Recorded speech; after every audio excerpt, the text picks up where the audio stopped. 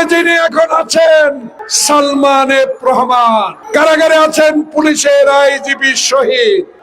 কারাগারে আছেন আরো কে অনেক নেতা, যে ইনু, যে রাশেদ খান মেনন বাংলাদেশের সংবিধান, বাংলাদেশের সকল প্রতিষ্ঠান ধ্বংস করে দেওয়ার জন্য শেখ হাসিনাকে সব সময় সহযোগিতা দিয়েছেন, তারাও এখন জেলে। বাংলাদেশের রুহুল কবির রিজভী আহমদ মাটিতে শুয়ে থাকছিল জেলখানায়, আর এখন সালমান এফ রহমান নাকি তার রুমের মধ্যে এসি লাগাইছে। সালমান এফ রহমানের খাওয়া নাকি গুলশান থেকে যায়, আর 16 বছরে বিএনপি